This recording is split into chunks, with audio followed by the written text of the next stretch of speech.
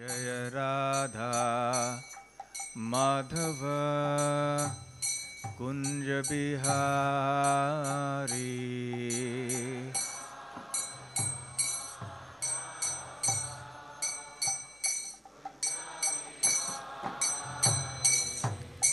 Jai गोपीजन Vallabh Girivardhari.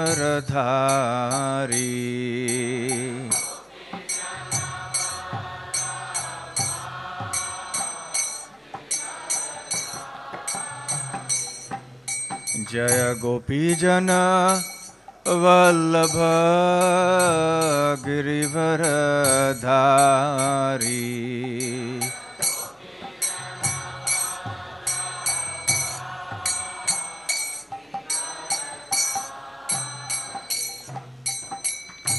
Yashodanandan Braj Janaranjan.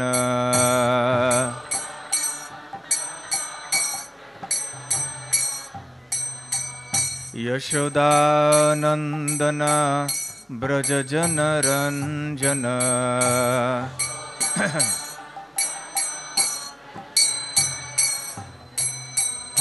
Yamuna तीरावनचारी।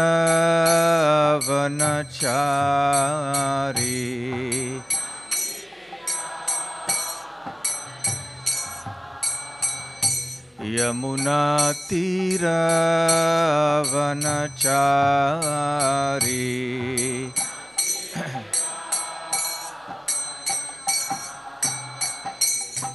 Jai Radha Madhav Kunj Bihari.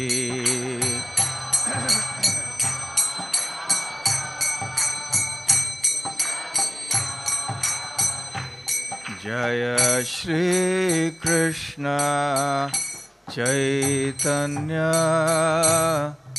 Prabhu Nityanand. Shri Advaita Gadadhar श्रीवासादि Gaur भक्तवृंद।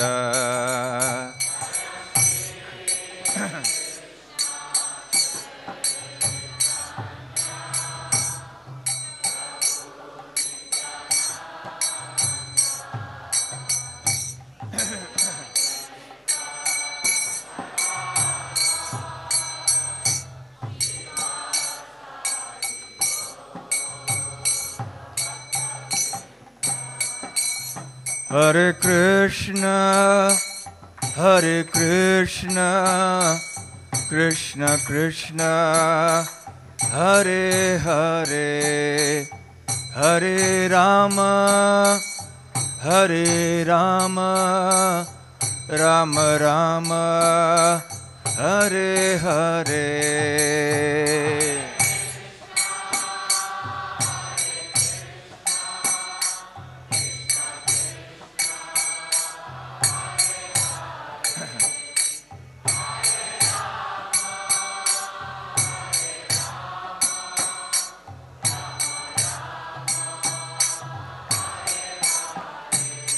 Hare Krishna Krishna Krishna Hare Hare, Hare Ram Ram Ram Hare Hare.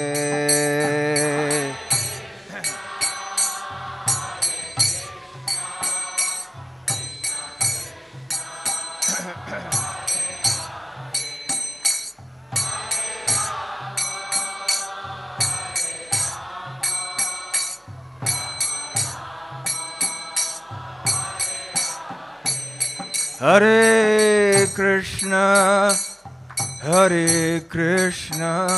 Krishna Krishna Hare Hare, Hare Ram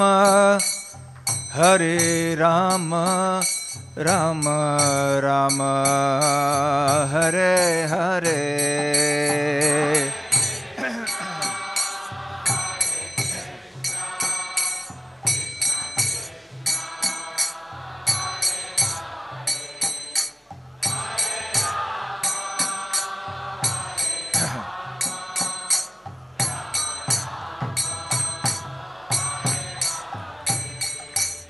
Jaya Radha Madhava Radha Madhava Radhe.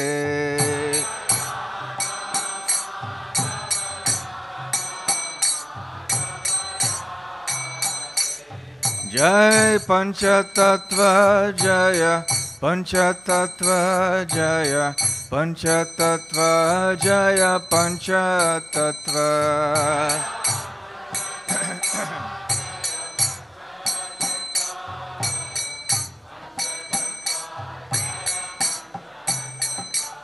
Jai Prahlad Narsimha Jaya Prahlad Narsimha Jaya Prahlad Narsimha Jaya Prahlad Narsimha.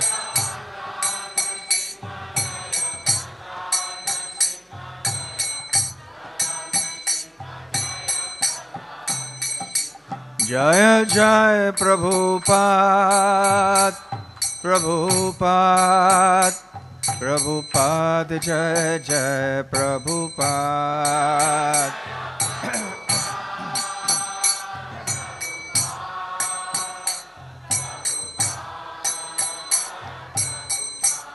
Nitai Gaura Hari Bol Hari Bol Hari Bol Nitai Gaura Hari Bol.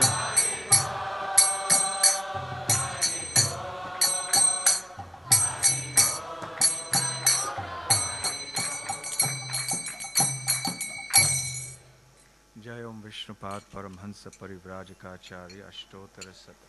His Divine Grace Abhay Charanaravinda Bhakti Vedanta Swami Srila Prabhupada Ki Jai. Ananta Koti Vaishnava Vrinda Ki Jai. Shri Shri Radha Madhava Ashta Sakhi Vrinda Ki Jai. Shri Shri Pancha Tattva Ki Jai. Shri Prahlad Shri Narsingha Deva Ki Jai. Grantharaj Srimad Bhagavatam Ki Jai. Srila Bhakti Siddhanta Sarasvati Thakura Ki Jai. Srila Bhakti Siddhanta Sarasvati Thakur Avirbhav Divas Mahotsava Ki Jai. God Premanande. All glories to the assembled devotees. All glories to the assembled devotees. All glories, all glories, all glories to Shri Guru and Gauranga.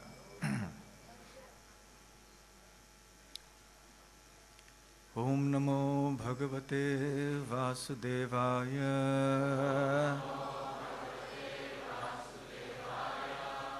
Om Namo Bhagavate Vasudevaya.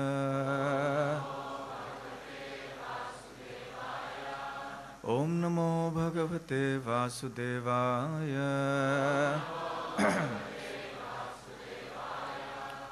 Narayanam Namaskritya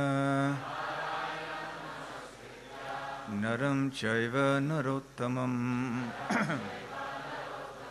Devim Saraswatim Vyasam Tato Jayamudirayet Nashta Prayeshva Bhadreshu Nityam Bhagavata Sevaya Bhagavat Yuttama Shloke Bhaktir Bhavati Naishtiki.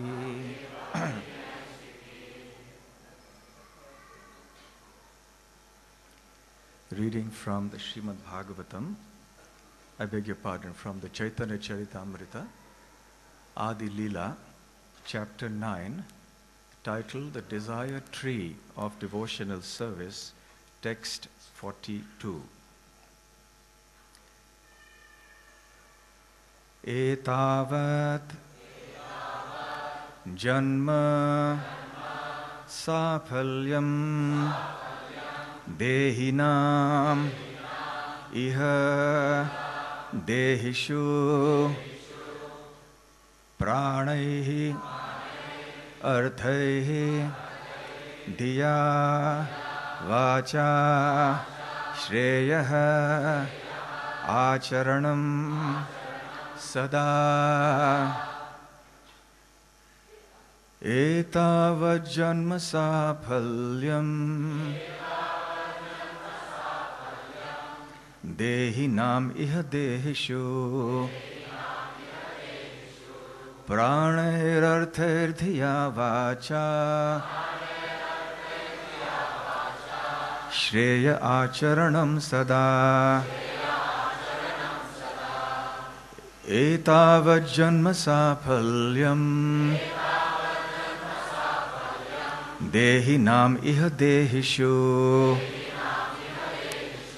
Pranirartherdhiya vacha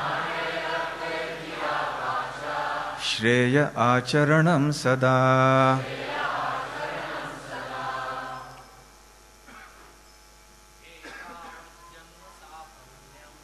Etavad janma saphalyam Iha dehishu Pranirartherdhiya vacha sada Tava janma saphalyam Iha dehishu Artherdhiya vacha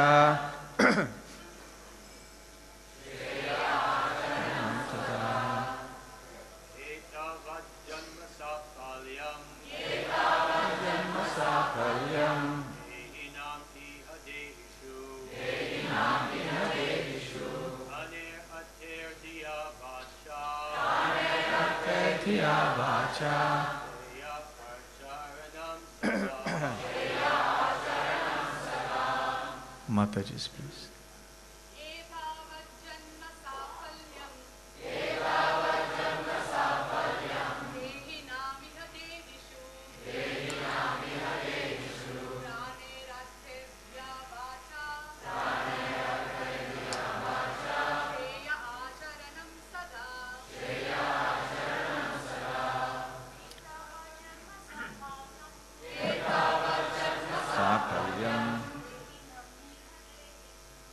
Inam iha dehishu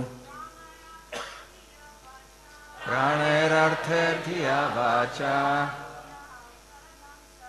Shreya acharanam sada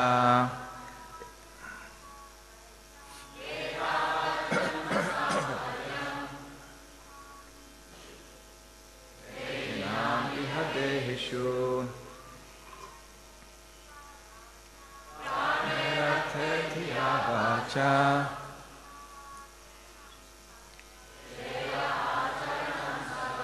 Etavat, up to this, janma, of birth, saphalyam, perfection, dehinam, of every living being, iha, in this world, dehishu, toward those who are embodied, pranaihi, by life, arthaihi, by wealth, dhiya, by intelligence, vacha, by words, shreyaha, eternal good fortune, acharanam, acting practically, sada, always. Translation and purport by His Divine Grace, A.C. Bhakti Vedanta Swami Srila Prabhupada. Translation. It is the duty of every living being to perform welfare activities for the benefit of others with his life, wealth, intelligence, and words.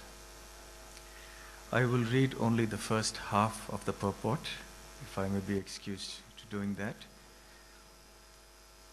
because of paucity of time. Purport. There are two kinds of general activities: Shreyas, or activities which are ultimately beneficial and auspicious, and Preyas, or those which are immediately beneficial and auspicious. For example, children are fond of playing. They do not want to go to school to receive an education, and they think that to play all day and night and enjoy with their friends is the aim of life. Even in the transcendental life of Lord Krishna, we find that when he was a child, he was very fond of playing with his friends of the same age, the cowherd boys. He would not even go home to take his dinner. Mother Yashoda would have to come out to induce him to come home.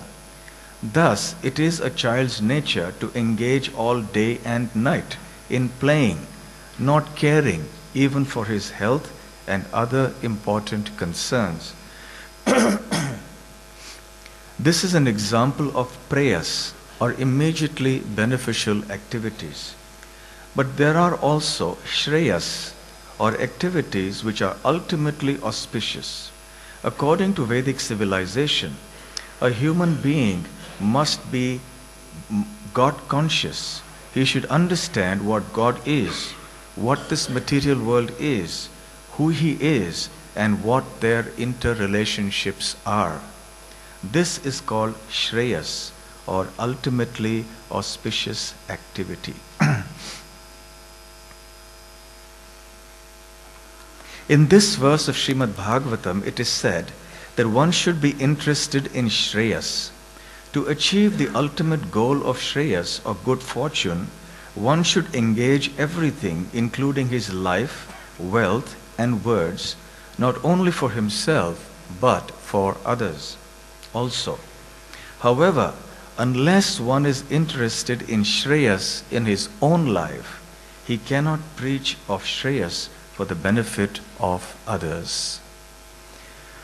Om Ajnana Timirandhasya Jnananjana Shalakaya Chakshurun Militam Yena Tasmai Shri Gurave Namaha Shri Chaitanya Manobhishtam Yena Bhutale Swayam Rupa Kada Mahyam Dadati Swapadantikam Vandeham Shri Guru Shri Yuta Padakamalam Shri Gurun Vaishnavamscha Shri Rupam Sagrajatam Sahagana Raghunathanvitam Tam Sajivam Sadvaitam Savadhutam Parijana Sahitam Krishna Chaitanya Devam Shri Radha Krishna Padam Sahagana Lalita Shri Vishakhanvitamscha Namo Om Vishnu Padaya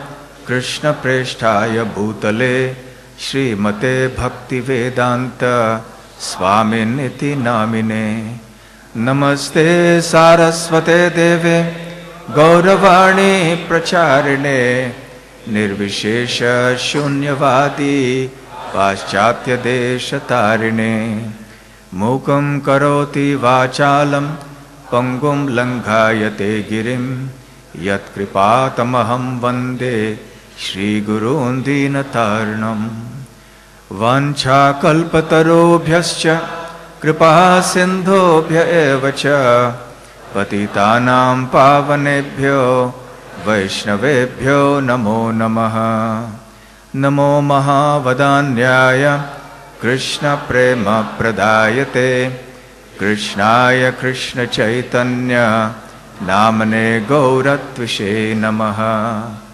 Panchatattvatmakam Krishnam Bhaktarupa Swarupakam Bhaktavataram Bhaktakhyam Namami Bhakta Shaktikam Aradhyo Bhagavan Vrajeshatanayas Tadhama Vrindavanam Ramya Kachidupasana Vrajavadho Vargenaya Kalpita Srimad Bhagavatam Pramanamamalam Prema Pumartho Mahan Shri Chaitanya Mahaprabhormatamidam Tatra Darahna Paraha He Krishna Karuna Sindho Dinabandho Jagatpate Gopesha Gopika Kanta Radha Kanta Namostute Tapta Kanchana Gaurangi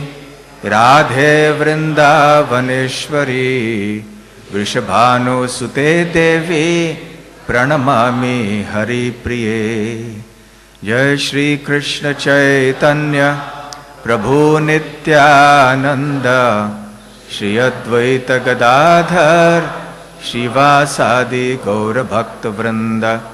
Hare Krishna Krishna Krishna Hare Hare, Hare Rama Rama Rama Hare Hare. Hare Krishna. I'd like to begin by offering my obeisances to all the assembled devotees and to beg for blessings so I can speak something meaningful today, especially on this very important day of the appearance anniversary of Srila Bhakti Siddhanta Sarasvati Thakura. And since the ISKCON Leadership Sangha is going on, I was asked to speak about the ideas of leadership as envisaged and taught by His Divine Grace Srila Bhakti Siddhanta Sarasvati Thakura. The verse that we have up on the board was actually spoken by Krishna himself to his friends soon after the pastime of the Vastraharana Leela, when Krishna stole the clothes of the gopis. And it was summertime, and Krishna was in the forest. It was hot, and to take refuge under the scorching summer heat, the cowherd boys, along with Krishna, they went under a big tree. And at that time, Krishna began to extol the virtues of the trees and how excellent is the life of a tree. Because a tree, despite undergoing much pain and discomfort, continues to not only tolerate that discomfort, but also to work for the benefit and welfare of others in a selfless spirit. The tree gives shelter from heat, from cold, from the rain, and so on, to all those who seek shelter of it. Furthermore, the tree also offers fruits and leaves and flowers and various other things that are beneficial to people and to the animals also in general. So Krishna says that this is an example of a perfect life, and we must all try to live our life like this.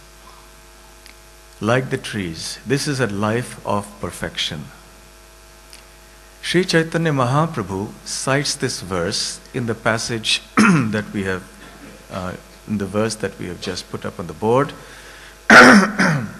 This is the 9th chapter of the Adi Leela of the Chaitanya Charitamrita. And the context is that Sri Chaitanya Mahaprabhu is describing the desired tree of devotional service, of which he is the very personification and embodiment. He describes all the branches and sub-branches of the tree, which are constituted by his various innumerable associates and devotees. And he says, he pleads with his associates and followers that they should help him in distributing the fruits of this desired tree, the fruits of Krishna Prema. He says, I am only one transcendental gardener, and I cannot accomplish this task by myself. So you must all help me in distributing these fruits to one and all. And then he cites this verse to explain how one must live a life of sacrifice, and in this way provide for the benefit of others. And one must be just like the trees. One must imbibe the spirit of sacrifice in one's life. Now, one might wonder, what is the context in which this is being spoken now, because it is the appearance day of Srila Bhakti Siddhanta Sarasvati Thakura. It is interesting that the verse before this is the famous verse, Bharat bhumita hoila manushya janmajar, janma sarthaka kari kara para upakar. In which Mahaprabhu says, for all those who have taken birth in the land of Bharatvarsha or India, they have a bounden duty to first of all perfect their own lives and simultaneously to help provide ultimate benefit to everybody. So two duties are enjoined upon those who are born in India. One, to make their own life perfect, and second, to help others make their life perfect. And it is interesting that the Gaudiya Mutt, Srila Bhakti Siddhanta Sarasvati Thakura says, was founded for the exclusive purpose of fulfilling this instruction of Sri Chaitanya Mahaprabhu. And because in fulfilling this instruction, one needs a spirit of sacrifice, the second verse, that is the verse after the Bharata Bhumite verse, is also significant. Because without incorporating the spirit of this verse that we have up on the board today, we will not be able to fulfill the instructions of Sri Chaitanya Mahaprabhu.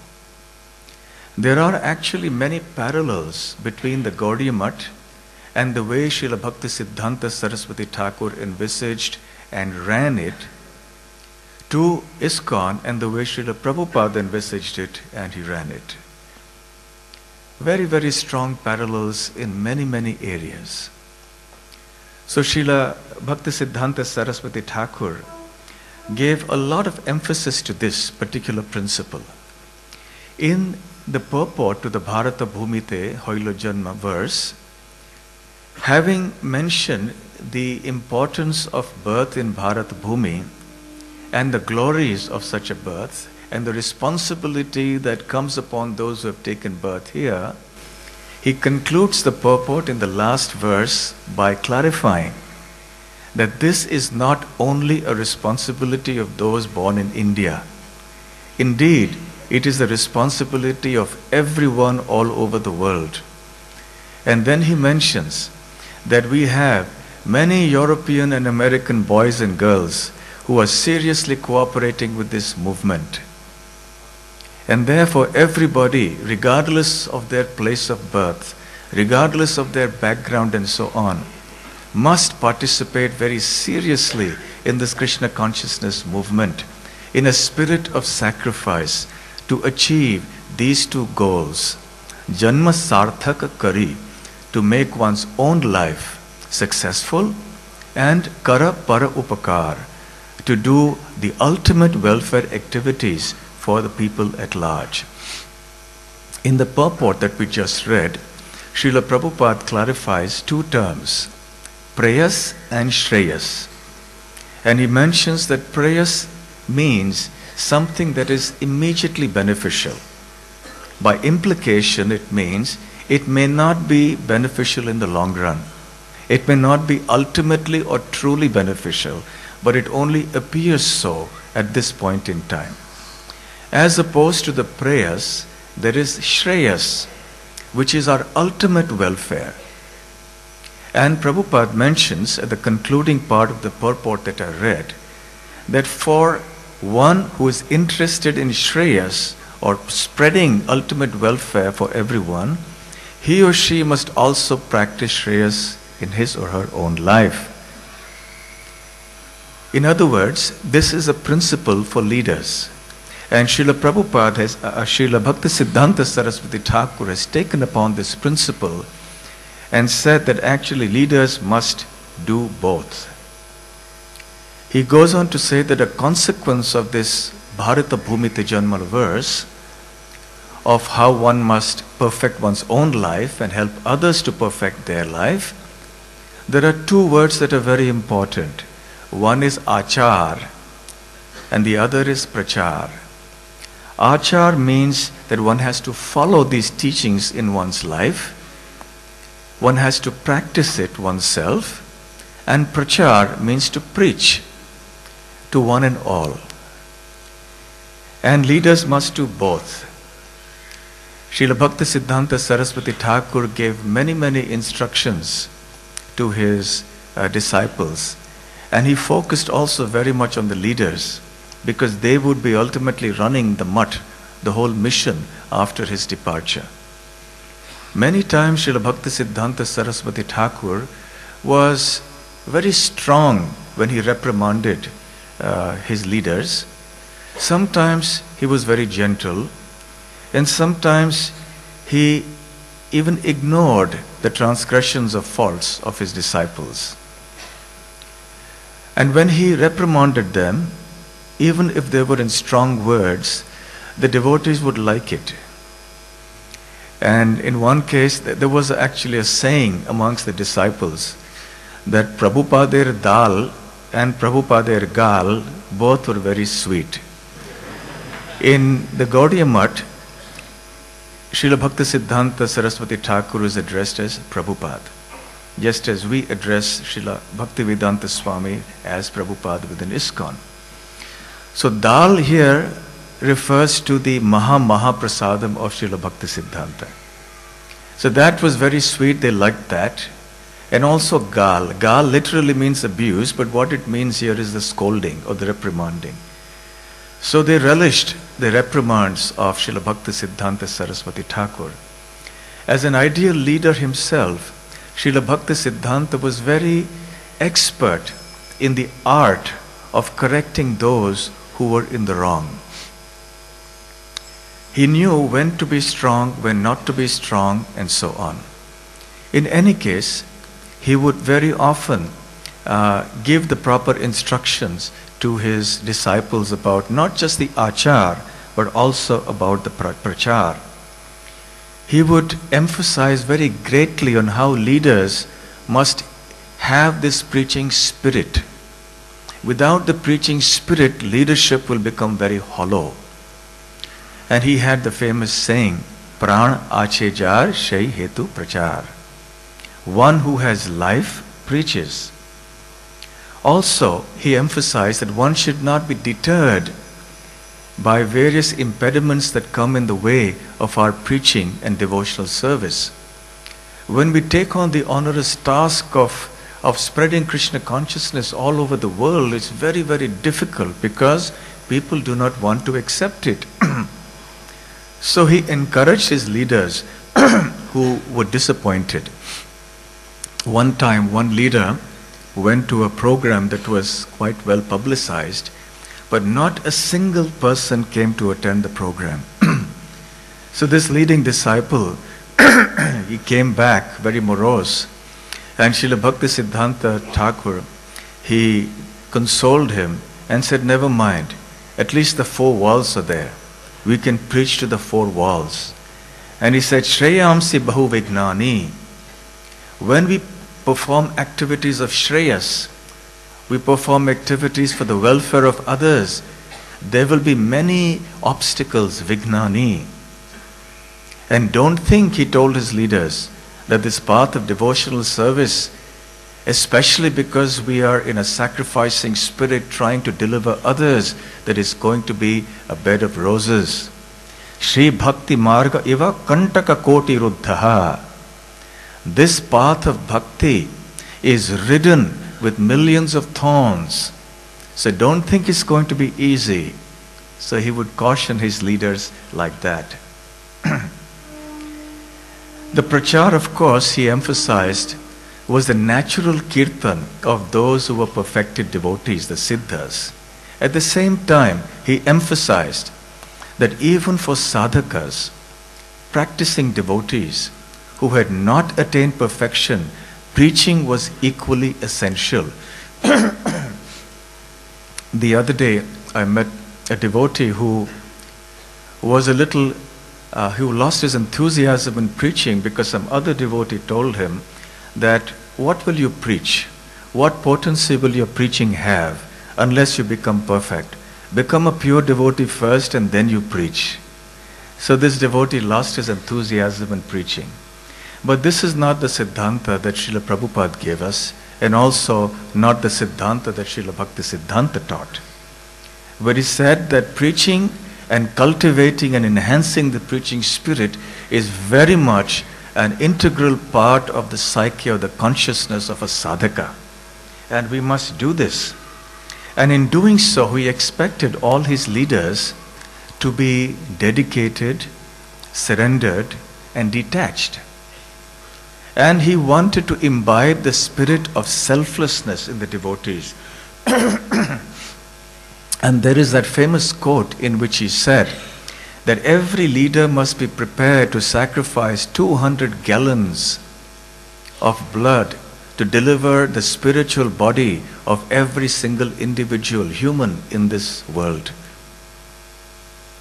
So therefore, if one wants to be a leader, one wants to be a devotee even, and every devotee is actually speaking a leader, one must cultivate the spirit of selflessness.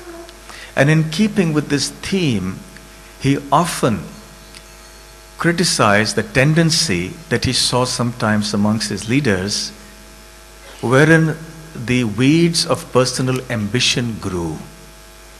Because many of the leaders were very empowered, very charismatic, and they were very scholarly as well. And naturally, when they went out, they got a lot of followers, they got a lot of praise. And therefore there was this tendency that came up to have some material ambition that crept in, especially the desire for name and fame, for prestige, for position, for honor, for popularity. And Srila Bhakti Siddhanta Sarasvati Thakura would get very worried. But he would also understand that this was inevitable. And we have to take risks for the sake of fulfilling the order of Sri Chaitanya Mahaprabhu. So even though he would caution and instruct his disciples to be careful, he resigned himself to the fact that the risk is always there. And one time he said, after all, we have accepted the money of so many sense gratifiers and we are ingesting that money. So there is going to be some reaction. So one has to be very careful in all these aspects of our life, he said. Some leaders, they were motivated by desires for some special privileges within the mutt. On one occasion, a leader, a senior disciple of his, came back from a program in which he gave a very powerful lecture that was very much appreciated by the audience. And there was a lot of adulation and praise that came forth. When this devotee returned to the mutt, to the temple, he told the devotee who was overseeing the prasadam, I gave a fantastic lecture today. It was very much appreciated. Therefore today, I will take puris, not rice. Because puri is some kind of a special prasadam, it's a special meal. Rice is for the ordinary people and puri is something special. So of course Srila Bhakti Siddhanta was not pleased at all to hear this. He continued to give instructions. He would hold Ishtagoshtis every single day in the afternoon, where he would take questions from the devotees and he would give instructions. Sometimes the Ishtagoshtis were meant for giving instructions to leaders without directly personally addressing them, because he knew that they may not like it if it was told personally to them. And therefore he would speak in a general way and give the principles, and everybody concerned would get the message. In the Chaitanya Charitamrita Adi Leela, chapter 12, text 8, in the purport, Srila Prabhupada at length discusses the situation that happened in the Gaudiya Mutt soon after the departure of Srila Bhakti Siddhanta Sarasvati Thakura. Srila Prabhupada says that when Srila Bhakti Siddhanta was present, the disciples had disagreements, but they managed to cooperate and work together. But after the disappearance of their spiritual master, there were many serious disagreements that happened. There were two camps that were formed. One camp was those that wanted to follow the instructions of their spiritual master, and the other did not. Srila Bhakti Siddhanta Sarasvati Thakura left clear instructions that the Gaudiya Mutt, after his departure, would be run by the principle of collective leadership and management. And he spoke about the formation of a governing body commission. So Srila Prabhupada followed very closely in the footsteps and according to the teachings of Srila Bhakti Siddhanta, and instituted the same thing within ISKCON as well. But unfortunately, Srila Prabhupada says in the purport there that there was a camp, a group of devotees who did not want to follow that instruction of collective leadership, and that there would be no one single acharya for the whole mutt. But they also had the desire and the ambition to be the acharya for the mutt.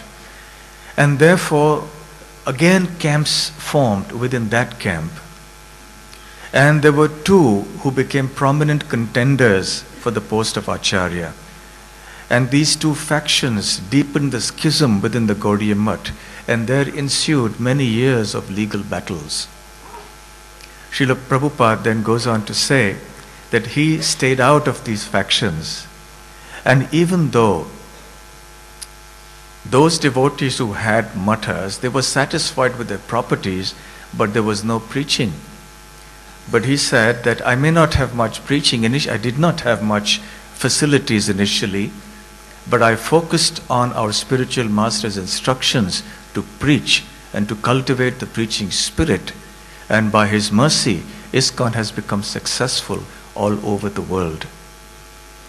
So therefore, Srila Bhakti Siddhanta Saraswati's cautionary words about not having personal ambition and not desiring name and fame and position and power somehow were not followed by several devotees.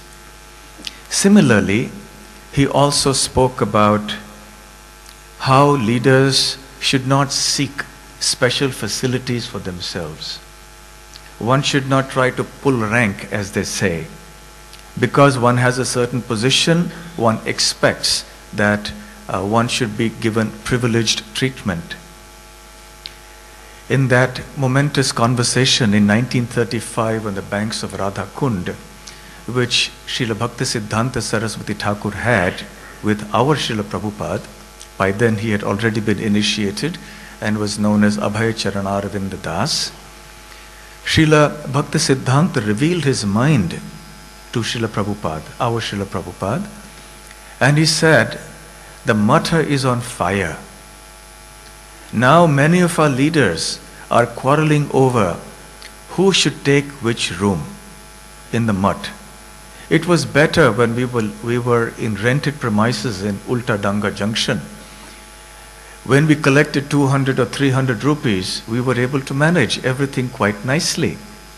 But now that we have built this gorgeous palace, now my leaders are quarreling over who should have what facility and what room. Better we should sell the marble and then use the money to print books.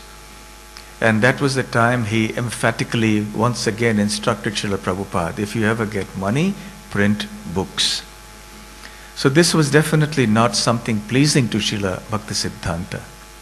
And he said at that time, Dushta Garu che shunya goyal bhalo. In Bengali this means that instead of having a troublesome cow, Dushta Guru, it's better to have an empty cowshed, Shunya Goal. In other words, better not to have such a huge temple with marble and everything than to have people who would have such personal ambitions, even sometimes of a personal nature. So he was very much, Srila Bhakti Siddhanta was very much against leaders seeking certain privileges and special facilities for themselves. Another thing that Srila Bhakti Siddhanta Sarasvati Thakura had to confront, as indeed everybody will have to confront in this material world, is the issue of misunderstandings and sometimes even rivalry happening between leaders. Time and time again, he emphasized the need for leaders to cooperate with each other. Sometimes when the leaders were at loggerheads, they wouldn't see eye to eye. Sometimes leaders wouldn't talk to each other. Then he had novel techniques of rectifying this. One of these techniques was that in the Vishwa Vaishnava Raj Sabha, when there was a gathering of many, many devotees, he would call upon devotees who had some issues with each other to stand up and speak publicly the glories of the other person. Very interesting technique. And it worked. And in this way, he was very innovative even when it came to instructing his disciples, not just in matters of preaching, which he was definitely so innovative, but even in matters of instruction, he was so. Sometimes serious misunderstandings would break out amongst his leaders. It so happened that one time 2 factions were formed in the community of devotees. And the 2 factions were formed by 2 leaders. There is no need to get into any names here. One faction was led by a devotee who was a very good manager and administrator. He was mostly involved in legal affairs, in financial affairs, in management and so on. He was also very well conversant with the Gaudiya Vaishnava Siddhanta. But somehow or the other, in the minds of many devotees, there was another leader who seemed to have more of that spiritual aura or that spiritual charisma. And that leader was an intellectual, he was a scholar, and he had around him leaders of similar disposition who were engaged in studying Shastra, in speaking eloquently from the Shastra, in writing books and editing, and they gave a lot of emphasis to strong devotional practices, strong bhajan and so on. The other group was involved mostly in such administrative and management matters. And a serious difference arose between the 2 groups. The leader of the first group was actually under the first leader, but eventually he grew in stature and became a leader in his own right. So the 2 groups differed in their perspective of how the mission, the Gaudiya Mutt, should be run. The first group was very much more practically oriented.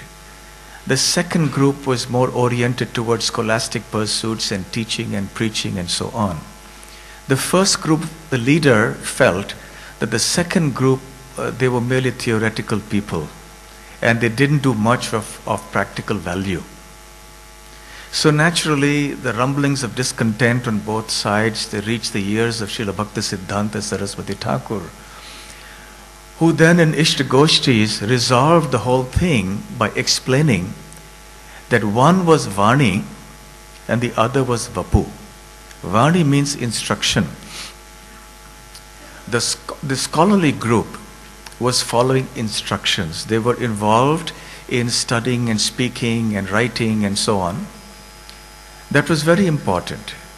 At the same time, the other group was Vapu. They said, one is my Vani, so the second group is fulfilling my Vani and they are pleasing me. The first group is also pleasing me because they are acting on the platform of my Vapu. Vapu means the body, which means actually the institution. And that is very necessary. So both service to the Vapu and service to the Vani are essential. At the same time, he pointed out that there is also a distinction. The distinction is that the Vapu exists for the sake of the Vani. And therefore those who are engaged in the Vani, service to the Vani, must always get the proper facility and shelter that they need. And this continued for a while. When the problems continued, Srila Bhakti Siddhanta was concerned that those leaders who were mostly engaged in service to Vapu sometimes were neglectful of service to Vani. And then he anonymously wrote an article in the Gaudiya magazine. And the article emphasized that those who simply engage in service to the Vapu and are neglectful of their sadhana, neglectful of hearing Krishna Katha, of service to the Vani, eventually will come to a point where their anarthas, their seeds of anarthas, of puja, labh, pratishtha, profit, adoration and distinction, those seeds will fructify. So therefore it is important for leaders in both groups, leaders of all kinds, to focus very essentially on the basic activities of achar and their personal sadhana and personal hearing of Krishna consciousness. The first group was rather aggrieved, and they knew that Srila Bhakti Siddhanta Sarasvati Thakura was behind this article, but they couldn't say it to him. So they approached him and they took the name of the person, the leader who was the editor of the magazine, and said, "Why has he written like this about us?" And Srila Bhakti Siddhanta Sarasvati Thakur, he clarified. He said, anyone who cannot tolerate that article does not deserve to be in the Gaudiya Math, and was never in the Gaudiya Math. So he emphasized that all leaders must strike the proper balance between service to the Vapu and service to the Vani. And finally, one last point. Srila Bhakti Siddhanta Sarasvati Thakur was the President Acharya and also the founder Acharya of the Gaudiya Math. And in the Gaudiya magazine it is described that Srila Bhakti Siddhanta is the instrument and the counterpart, or the Gaudiya Math rather, is the instrument and counterpart of Srila Bhakti Siddhanta Sarasvati Thakur, and that the Math lives and moves and has its very being in the founder Acharya. The institution is identical to the founder Acharya, and the associates and the devotees who are within the institution are the limbs of the founder Acharya. Very, very similar to what Srila Prabhupada said about ISKCON and himself. Srila Prabhupada said, ISKCON is my body. So the principle of collective leadership then was emphasized by Srila Bhakti Siddhanta Sarasvati Thakur, and all the leading disciples, all the leaders, they were made to clearly understand that their leadership was not independent, that their authority and leadership stemmed from the source, from the authority in the Gaudiya Math, that was Srila Bhakti Siddhanta Sarasvati Thakur. Similarly, for us as devotees in ISKCON, Srila Prabhupada is the founder Acharya. And what was said about Srila Bhakti Siddhanta Sarasvati Thakur and the Gaudiya Math holds for Srila Prabhupada and ISKCON. Therefore, all leaders within ISKCON, their authority and their power and everything that they have by which they can fulfill the instructions of Srila Prabhupada also stems from Srila Prabhupada. So Srila Prabhupada is the original authority for the institution, for ISKCON. Although ultimately all the previous acharyas and then Chaitanya Mahaprabhu and ultimately Krishna are there. But specifically as devotees for ISKCON, our authority and our leadership stems from Srila Prabhupada. Thank you very much. Srila Bhakti Siddhanta Sarasvati Thakur, Srila Prabhupada ki jai. Srila Prabhupada ki jai. We have 2 or 3 minutes more. If there are any comments, yes. Thank you for the beautiful class, Maharaj. I have a question about disappointment. As we've heard, Srila Bhakti Siddhanta Saraswati Thakur instructed his disciples to not be disappointed that the world appears not to be interested in Krishna consciousness. And yet we also hear that in his last days he was becoming disappointed. Srila Prabhupada told us, my Guru Maharaj left early because he was disappointed. So can you reconcile this? I have an idea of a bit, but... Please share it. Well, one is an external disappointment with the world. Don't be disappointed by the world, the reaction. But the other was internal, his own mission. His leaders were becoming mad after the bricks and stones, he said. And yet Prabhupada, our Prabhupada, he persevered when there were so many apparent disappointments and setbacks. Leaders were coming and going, etc. So he didn't leave early. He stayed as long as he could. So perhaps you could say something about why Sarasvati Thakura, this ray of Vishnu, would leave early because he's disappointed. Well, I guess whether he left because he was disappointed early, or whether that was a transcendental pastime, or what, I'm not in a position to say. But it is the nature of this world that, especially as he said here, that Shreyansi Bahuvignani, it's going to happen. You cannot expect not to be disappointed, because as humans, we have hopes that we will spread this mission. They are pure hopes. But those hopes cannot be perfectly fulfilled in this material world, because there will always be people who will not accept what we want to give them. And even those who are following will have their conditioned natures, and they will have defects. And they will cause some degree of disappointment. So it's unavoidable. But Srila Bhakti Siddhanta Sarasvati Thakura's repeated point was, never mind the disappointments, just carry on. So that's the spirit, is preaching, and that's why he made a big statement in his departure, when he preferred to depart on the battlefield, so to speak. He went to Calcutta and he departed from there because that was his preaching field. So that was a statement he was making, that he was not giving up. And just as Srila Prabhupada, till his very last breath, he was dictating his purports, not giving up till the last breath.